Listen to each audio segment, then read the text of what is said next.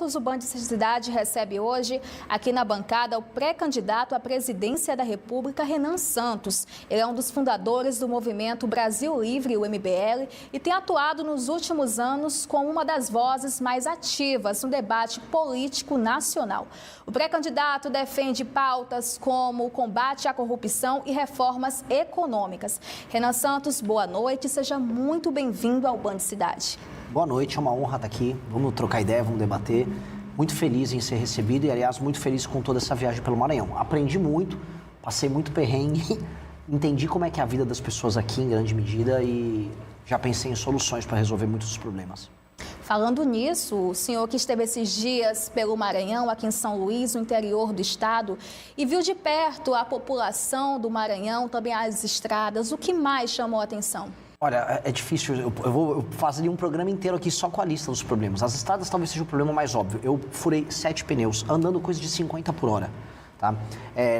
As pessoas falam, não, tem estrada com buraco. Aqui no Maranhão vocês têm buraco com estrada. É buraco para todos os lados. Eu vi motoqueiro caindo, sendo socorrido e mal socorrido ao longo da estrada. Eu vi caminhão de soja tombado. A gente viu tudo isso acontecendo, inclusive nas regiões muito produtivas aqui do estado. A região lá de Imperatriz, região de Balsa, tem muita produção agrícola. E os coitados ali, assim, nem conseguindo entregar a produção deles.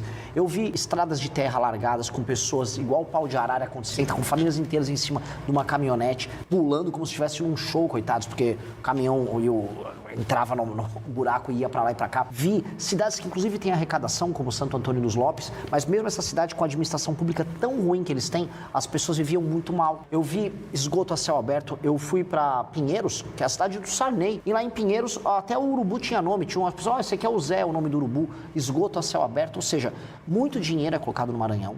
E essa é uma verdade, o Maranhão é o segundo estado que mais recebe dinheiro de acordo com o Pacto Federativo, que é o dinheiro que vem do governo federal, e ao mesmo tempo os políticos somem com esse dinheiro e entregam um maltratamento para as pessoas que é indigno. Nem animal é tratado igual a população do Maranhão é tratada pelos políticos. Na sua visão, quais são hoje os principais problemas que precisam ser enfrentados aqui no Maranhão? Para resolver a parte econômica, desesperadamente, vocês precisam de estrada. Desesperadamente. E não é qualquer estrada. Como vocês têm produção agrícola boa, e olha só que dádiva, o Maranhão tem produção agrícola que vale a pena e está crescendo. A gente tem que dar estrada de concreto, para o caminhão não ter buraco, para as pessoas poderem ir e vir numa boa. Estradas vicinais, as estradas estaduais que vão levando para os municípios também. Sabe, é só comprar e não superfaturar o orçamento do asfalto, como fazem, que você vai ter um asfalto simples, a pessoa vai poder entregar a produção dela aqui e ali, vai poder circular de uma cidade a outra de maneira livre. Isso é uma das coisas. A segunda coisa, brecar o avanço do crime organizado. A gente está falando aqui de um dos 10 estados mais inseguros do Brasil, que é o caso do Maranhão, com um dos piores índices que envolvem homicídios e roubos de celular e roubos de bens pessoais das pessoas. Está todo mundo com medo. Feminicídio subiu no Maranhão também. E a terceira coisa que é muito importante a gente colocar aqui, o Maranhão apresenta uma taxa de analfabetismo próxima dos 15%. Eu visitei famílias em que as pessoas não sabem ler e escrever de verdade. E isso assusta. Nós estamos em 2026. Analfabetismo era uma coisa para a gente ter resolvido nos anos 50, 60. Isso ainda existe aqui no estado. E aí eu pergunto, o dinheiro do governo federal, o dinheiro do Fundeb vai para as escolas. O que eles estão fazendo com esse dinheiro? Por que as pessoas não estão sabendo ler e escrever? Então tem uma situação de calamidade aqui. E eu volto a falar, para quem mora no Maranhão, a situação aqui é de calamidade. O que pode ser feito para melhorar na prática essa realidade? Primeira coisa, assim, eu venho aqui para o Maranhão muito mais para arrumar inimigos do que arrumar amigos. No sentido que eu vou apontar os erros. A classe política do Maranhão sabota a população. Eu nunca vi nada igual à classe política daqui. Então, uma das coisas que nós podemos fazer é ter quadros novos na política que não tenham rabo preso com ninguém e que estejam dispostos a trabalhar por desempenho. Ou seja, se não melhorar a saúde, a educação e a segurança e a infraestrutura aqui do estado, essa pessoa não pode sequer ter direitos políticos. Eu vou, como presidente da República, passar a lei. Vai funcionar assim. Prefeito que não entregar melhoria na saúde, segurança, educação e infraestrutura não pode concorrer na eleição seguinte. Fica inelegível. Aí, se ele quer chamar o Wesley Safadão para fazer show, igual tentaram fazer em Santa Inês, se ele quer comprar voto, aí não vai poder, porque ele vai estar inelegível. Então, eu vou acabar com essa farra. Outra coisa que eu vou fazer, eu vou fundir município. Tem mais de 200 municípios. Aqui tem 217 municípios no Maranhão. Eu vou fazer ter menos de 100 municípios. Vamos juntar os municípios, ter uma administração só, para deixar desempregado esse monte de vereador, os babão dos vereadores que são colocados dentro da máquina pública, e com base nisso a gente racionalizar, fazer entregas boas para as pessoas. Isso é, assim, a primeira coisa que tem que fazer, e o governo federal tem que atuar ajudando nisso. A classe política daqui, eu volto a repetir, eu estou rodando o Brasil todo, eu nunca vi uma classe política tão absurda quanto a do Maranhão. Esses caras são piores do que uma bomba atômica. Você fala assim, Renan, você prefere pegar ebola Você pode preferir ser atropelado por uma carreta ou ser administrado por um político do Maranhão. Eu prefiro pegar a ebola e ser atropelado por uma carreta. Eu nunca vi uma coisa tão ruim quanto os políticos aqui. Pré-candidato, falando nisso, hoje mais cedo o senhor esteve no bairro Coroadinho, aqui em São Luís, e uma fala sua chamou a atenção. Vamos acompanhar. Pessoal, o Pedrinho me trouxe para gravar em Coroadinho, uma favela aqui em São Luís do Maranhão. E é uma filial do inferno, tá? A quantidade de cachorro morto que tem aqui, no meio da rua, cara. Eu vi 3 cadáveres de cachorro. Um lugar tomado pelo crime. Cara, isso aqui é uma filial do inferno. Isso aqui é uma filial do inferno. Após esse vídeo que gerou uma grande repercussão aqui no Maranhão, uma página que se diz representar os moradores do bairro Coroadinho divulgou uma nota de repúdio, afirmando que as declarações foram desrespeitosas e que a comunidade não aceita ser usada como palco político. Como o senhor vê essa situação? Eu acho muito humilhante para essa comunidade ser representada por um tipo de associação que ela própria faz durante o período eleitoral. Abertura de espaço para político malandro e político vagabundo que compra voto nessa comunidade e mantém o que eu disse, esgoto a céu aberto, lixo jogado no chão, pessoas, eu tenho imagem de tudo, pessoas catando lixo e lavando a mão no esgoto ali, restos de cachorro que morreu sendo jogado no meio da rua, 5 facções disputando espaço ali, não é uma, não é duas, são 5 facções. Se isso não é uma filial do inferno, eu já não sei mais o que é. Essas pessoas, associações, influencers, eles querem fazer um morador dessa região crer que isso é normal e que essa pessoa tem que ter orgulho. Tenho orgulho de viver controlado pelo tráfico, tenho orgulho de andar sobre o esgoto, eu tenho orgulho de não ter título de propriedade, eu tenho orgulho de ter um analfabetismo graçante, andando para lá e para cá. Eu tenho orgulho, a taxa de homicídios nessa região, Coroadinho, em 2014 foi de 80 homicídios a cada 100 mil habitantes. Isso é 10 vezes a taxa de homicídio na Ucrânia, que está em guerra. E essas pessoas querem que isso seja normal. Eu acho um absurdo, mantenho que é um absurdo, e se for presidente da República, eu vou transformar isso em bairro. Em bairro. Eu não vou manter aquilo como favela. Mas eu tenho orgulho de que é uma favela. Você está errado. A população nem sempre está certa. A população, às vezes, compra orgulhos de coisas erradas. Ninguém tem que ter orgulho do que eu vi ali. Ninguém tem que ter orgulho do que do lado de um ponto de ônibus em que criança pega ônibus para ir para a escola, tem 5 cadáveres de cachorro morto e um homem estava trazendo uma sacola, um outro cachorro morto para jogar ali. Ninguém tem que ter orgulho disso. A gente não tem que ter orgulho do errado. E no Brasil tem um discurso coitadista, a gente tem que ter orgulho do errado. Não, mas ele ali é a nossa favela. Tá errado, ninguém tem que morar em favela. Mais de 30% da população de São Luís mora em favela e o prefeito aqui da cidade ainda quer concorrer para governador. Esse homem tinha que ter vergonha na cara. Aí vem esses influencers querem reclamar, reclamem o quanto quiser. Eu vou me tornar presidente da República e eu vou acabar com as favelas no Brasil. E vou acabar com favela no Coroadinho. Vocês vão morar em bairro decente, em casa decente, sem crime organizado. Eu vou matar os bandidos, todas as lideranças do crime organizado, o bonde dos 40, vou dar um nome aqui, bonde dos 40, eu vou matar vocês. Eu vou fazer o que precisa ser feito. Ninguém tem que ter medo de dar nome às coisas como precisa ser dito. Assim como eu vou destruir o crime organizado, favela tem que virar bairro. Favela não tem que ser objeto de orgulho, tem que ser objeto de obra, de reforma. Falando nisso, o senhor acha que o governo do Maranhão está no caminho certo ou estagnou? Não, não está no caminho certo. O estado do Maranhão precisa de uma intervenção urgente. O atual governador, eu não sei o que ele está fazendo na vida. Eu estou vendo as estradas no sul do estado. Como é que o cara pode ser um governador? Igual eu falei agora, eu falei do prefeito, né? O Braide, ele quer ser governador. Eu fui olhar ali, esse bairro Coroadinho, uma favela, tudo largado no chão. Como é que um cara que larga o lixo todo, não tem uma coleta decente ali, quer ser candidato a governador? Ao mesmo tempo, o Brandão quer fazer sucessor, foi olhar as estradas. Um homem desse não tem condições morais de ser candidato a nada. Um cara que tem, no meio de uma estrada, uma cratera em que as pessoas caem dentro da cratera. Eu vi motociclista contando história, ele caiu inteiro dentro, cabia a moto dele e ele inteiro dentro da cratera. E aí o governador, não, eu tenho um plano, vou eleger meu sucessor, aí faz aquelas danças, chama cantor. O que é isso? Todos esses caras tinham que ser interditados. Essas pessoas não têm condições, não é nem intelectuais, elas não têm condições morais de ser governador de nada. Esse Brandão é uma vergonha. Eu volto a colocar para todo mundo que está nos assistindo. Existe uma coisa que chama o mito da caverna do Platão, que é assim, quando você está vendo só uma coisa, você acha que o mundo é isso. Todo mundo no Maranhão olha para a realidade no Maranhão e acha, é normal ter um cachorro morto do meu lado, no meio da rua. É normal ter tanto buraco assim. Não é normal. Eu falo isso para você que mora aqui. Não é normal. Não aceite isso. Outros lugares do Brasil, até mais pobres do que o Maranhão, se vive melhor do que aqui. Vocês são roubados pelos seus políticos aqui. Isso é inaceitável. Pré-candidato, vamos fazer assim. Vamos para um rápido intervalo, mas não sai daí que no próximo bloco a entrevista continua.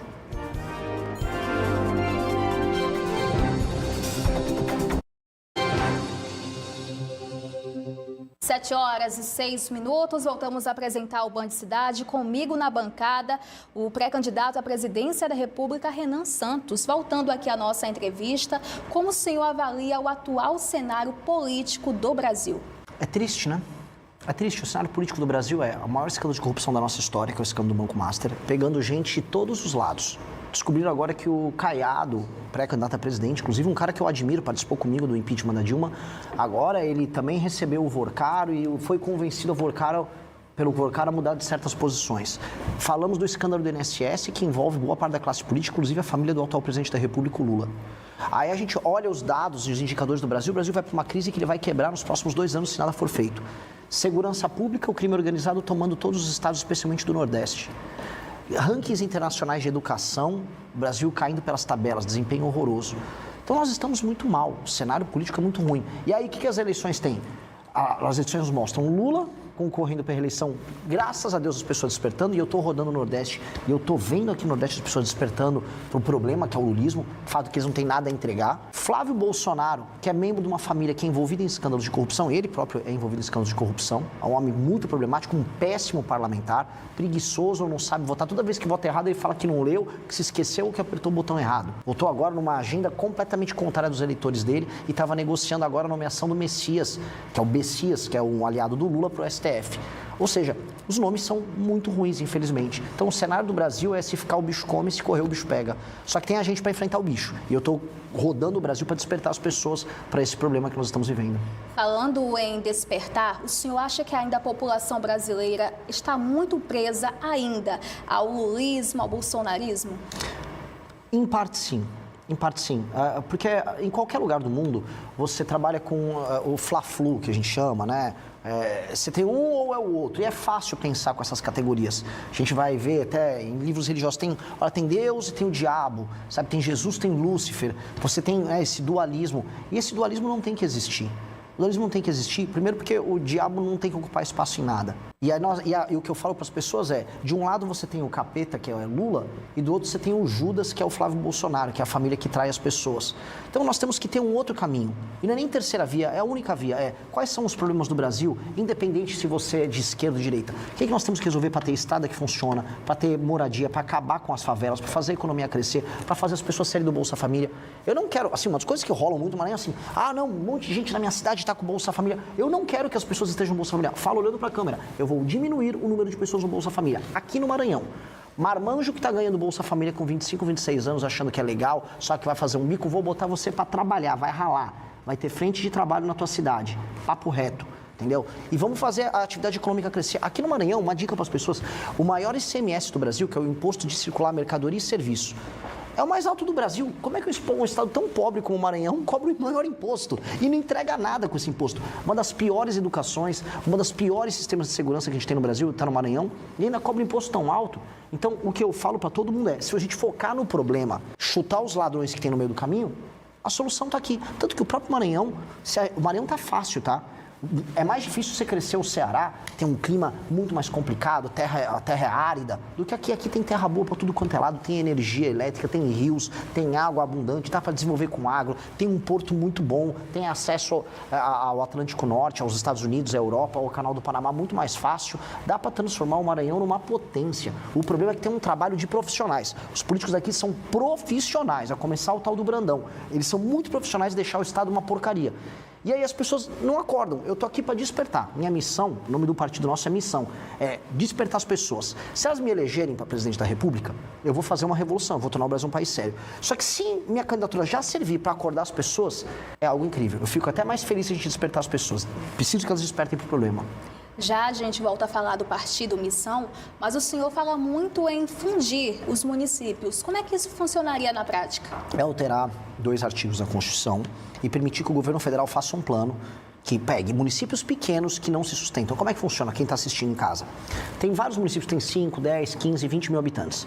Esses municípios, se eles estiverem gerando renda, por exemplo, tem muitas empresas e eles pagam as próprias contas e os indicadores de saúde, educação, saneamento básico estiverem bem atendidos, o município pequeno pode existir, não tem nenhum problema. Agora, se o município é sustentado com o dinheiro do governo federal, ele não gera riqueza e a população é maltratada, aí eu vou juntar eles, 1, 2, 3, 4, 5 municípios, transforma num município só, demite esse monte de vereador, os famosos babões de político, demite os babões que tem lá na prefeitura, que trabalham de mentira, de assessor, demite os demais prefeitos, tem um só prefeito e só 9 vereadores. E eles não vão trabalhar simples, com a regra que eu estou chamando da reforma administrativa, com lei de responsabilidade gerencial. O que nós vamos fazer é, esse prefeito assume, só que ele tem uma série de metas e indicadores para cumprir. Se você tem só 10% de saneamento básico ou de fornecimento de água, vai ter que subir para no mínimo 30% no mandato dele em 4 anos. Se não subiu para 30%, se não melhorou os índices de educação, se melhorou a fila nas UBSs, ele fica inelegível, ele não pode concorrer na eleição seguinte. Ah, não, mas e se ele for popular porque ele fez um show do Safadão? Primeiro que eu não vou deixar ele fazer um show do Safadão, não vai poder comprar voto de ninguém. Segundo, se ele for tentar comprar o voto das pessoas, eu vou prender a pessoa que está vendendo voto e vou prender o político que estiver comprando voto. E terceiro, que ele vai estar inelegível. Agora, se ele cumpriu a meta, se foi um bom prefeito, melhorou o saneamento básico, melhorou a educação, melhorou a segurança, fez empresas se instalarem ali, o município começou a esquentar, a economia cresceu, as pessoas estão com emprego, estão comprando uma moto, estão comprando um carro, estão fazendo uma casa, a vida começou a melhorar, o cara vai poder fazer o show do Safadão no município dele numa boa, tá? Eu vou querer ver a população daquele lugar feliz, ele vai poder concorrer à reeleição e o partido dele ainda ganha fundo partidário eleitoral como prêmio porque ele foi um bom prefeito. Então a gente tem que bater no político que não presta, no prefeito, mas se o político que presta, a gente tem que premiar. Essa é a regra que a gente vai fazer. Fazendo isso e fundindo o município, a administração aqui vai melhorar tanto, mas eu te falo, tanto, que vocês vão dar um salto. O Maranhão vai começar a crescer 10% ao ano, 10 a 15% ao ano, até começar a pegar o ritmo de ser um dos maiores estados do Nordeste, que é o que ele tem que ser. Agora falando do Partido Missão, que ele surge como uma alternativa no cenário nacional, o que diferencia o Partido Missão dos demais partidos? Começar pelo nome, né? Todo mundo que acompanha partido político no Brasil vê que é uma sopa de letrinha. PSB, Partido Socialista Brasileiro, PMDB, Partido da Mobilização Democrática Brasileira. Ninguém sabe o que significa isso aí. E missão significa o seguinte, o que significa quando você está numa missão? Você tem uma ideia, um plano e você tem um período de tempo para implementar. Isso se torna uma missão. A missão, como o nome do partido, significa que nós somos um grupo de pessoas que tem um senso de urgência. O que é urgência? Eu preciso, enquanto eu estiver vivo, nos próximos 30 anos, fazer o Brasil virar um dos 5 maiores países do mundo. Essa é a nossa missão. Eu quero que daqui 30 anos o meu país esteja junto com China, Rússia, Estados Unidos e Índia, mandando no mundo, mandando foguete para o espaço aqui da base de Alcântara, no Maranhão, tendo alta tecnologia, produzindo inteligência artificial, tendo forças armadas poderosas, destruindo o crime organizado, sendo influente. Essa é a missão. Então o meu partido surgiu para cumprir isso. E aí a gente fez uma lista de políticas que a gente tem que implementar para fazer isso, publicamos isso em livros e montando o partido. E minha pré-candidatura hoje é para isso. Então, quando os outros ficam lá com blá, blá, blá, eu gosto muito do Lula, ai não, o Bolsonaro tem lindos olhos verdes, eu tenho um plano, eu quero implementar, eu estou com pressa, eu preciso fazer meu plano ser implementado rápido. Por isso que eu já sou pré-candidato a presidente. É um senso de missão, um senso de urgência. Falando em partidos, o senhor fez uma crítica ao PSOL. Qual foi o principal ponto dessa crítica? Puxa, eu faço tantas críticas ao PSOL. Então, o primeiro problema do PSOL, por que o PSOL existe? O PSOL é um partido de sabotagem à soberania nacional. Se for a última crítica que eu fiz recente a ele, é porque o PSOL, veja só o absurdo, ele entrou no STF, junto com um monte de ONG que recebe dinheiro dos nossos concorrentes da Europa, para impedir que a Ferrogrão, que é uma ferrovia que escoa a produção de soja do Brasil, do agro, especialmente no Mato Grosso, termine. Eles não querem que a gente tenha uma obra para, em vez do caminhoneiro ficar cansado na estrada entregando a mesma produção sempre, uma ferrovia atenda a produção do Brasil, fazendo que sobre mais divisas, entre dinheiro no Brasil, a gente possa fazer mais políticas sociais. O PSOL não quer, porque o PSOL trabalha a serviço dessas ONGs americanas, alemãs, norueguesas, que não querem que o Brasil tenha um agro forte, porque eles estão protegendo o agricultor deles. Isso está acontecendo aqui no Maranhão agora. O ICMBio quer pegar toda a área perto do Porto de Itaqui, quer interditar porque tem que ter 20 pescadores ali. Então você tem que ter 20 pescadores funcionando, que nem existem mais pescadores, ninguém está pescando ali. É uma não economia, aliás, ninguém quer no século XXI que as pessoas fiquem vivendo de pesca de subsistência. E aí querem interditar uma região que pode ser super desenvolvida, a gente pode instalar empresas que podem criar produtos que vão ser exportados para fora do Brasil. Ou seja, essa agenda de sabotagem que o PSOL apoia em todos os lugares do Brasil, impede os lugares mais pobres do Brasil de crescer. Portanto, o PSOL é inimigo do Brasil e ele tem que ser combatido assim. Candidato, a gente agradece a sua participação aqui no Band Cidade e as portas estão sempre abertas. Eu agradeço demais, foi uma honra, foi uma grande entrevista e espero que as pessoas tenham assistido, despertem para o problema do Maranhão. O Maranhão precisa ser resolvido e o Maranhão é parte da solução do Brasil, não é parte do problema. Nós vamos agora para um rápido intervalo, mas não sai daí que o Band Cidade volta já.